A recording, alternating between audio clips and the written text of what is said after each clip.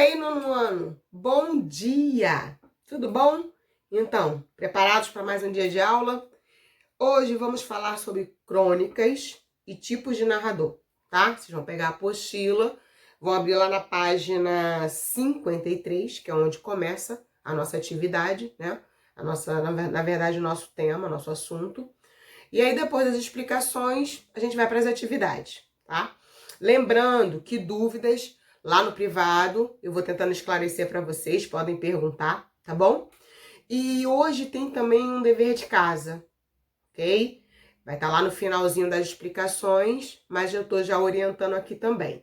Então, vocês vão fazer uma pesquisa, tá lá na página 57. Vocês vão fazer essa pesquisa no caderno, tá? Vamos deixar lá. E quando a gente voltar às aulas presenciais, eu vou dar visto. Então, façam bem bacana, caprichem, tá? Para quando a gente voltar. Então, vamos lá, vamos às explicações.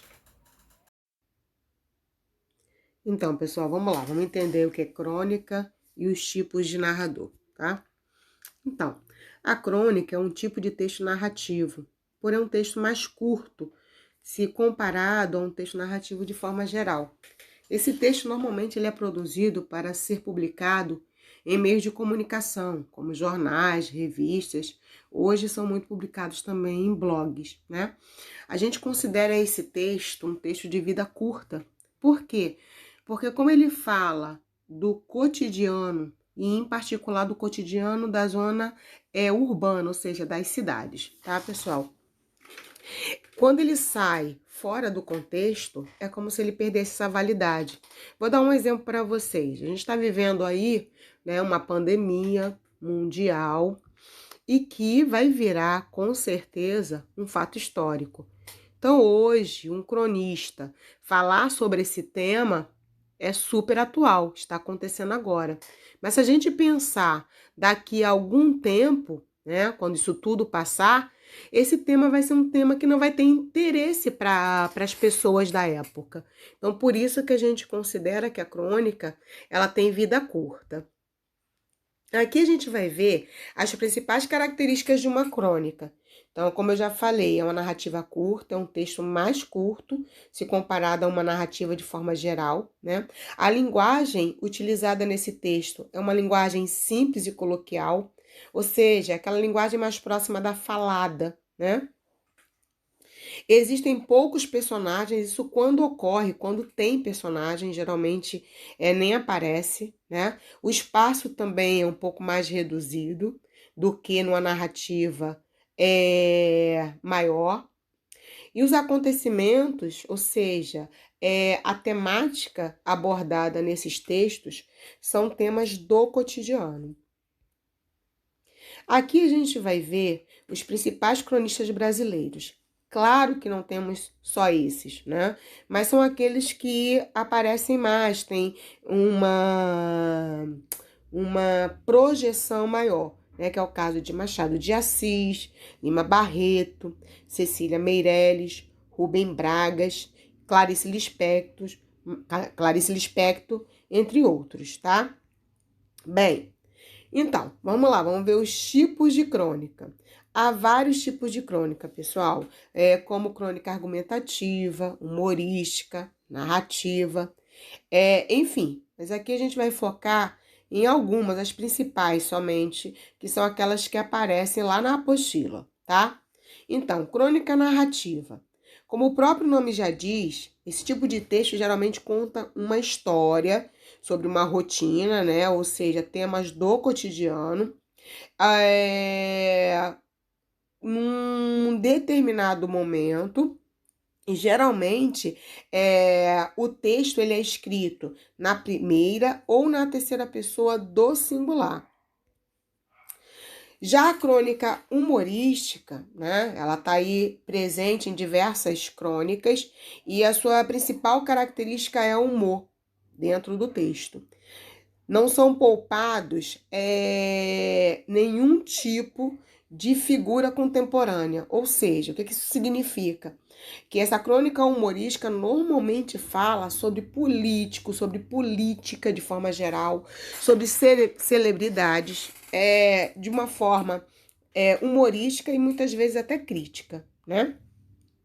Na crônica descritiva, né, o nome já está falando, ela vai trazer uma descrição do fato cotidiano, do fato aí de situações corriqueiras. E esse texto traz bastante detalhes sobre o fato, como o local onde ocorreu, quem foram os personagens envolvidos nos fatos, enfim.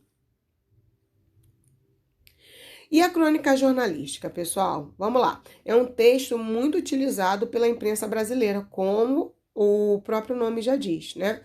É um texto utilizado para retratar e refletir sobre temas da atualidade, mas sempre utilizando uma linguagem um pouco mais leve, né? Mas como é também um texto jornalístico, ele vai ter caráter mais narrativo e também argumentativo, tá? Bem, como a crônica é um tipo de texto narrativo, a gente precisa também entender um pouquinho sobre os tipos de narradores, porque eles podem aparecer nesses textos, né? E aí vamos lá. Tipos de narrador. Sempre que existe uma narrativa, a história ela será contada por alguém, não tem jeito.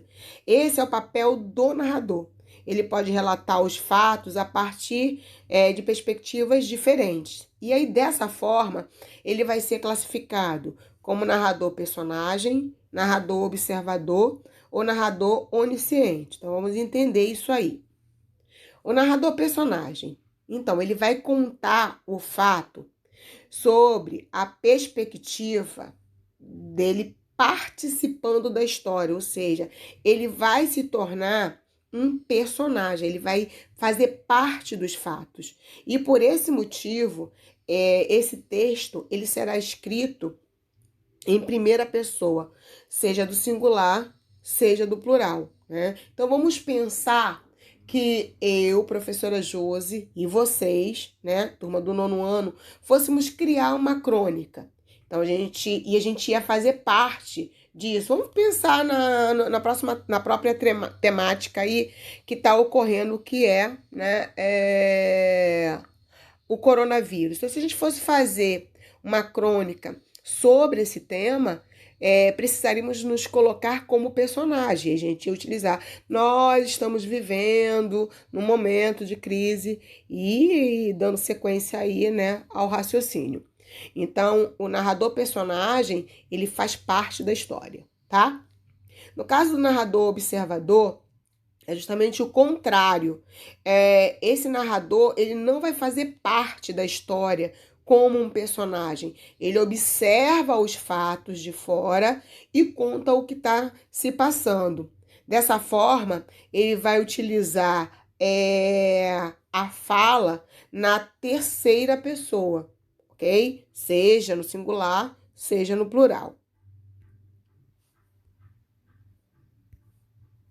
No caso do narrador onisciente, então, o narrador onisciente, assim como o observador, ele também não participa da história.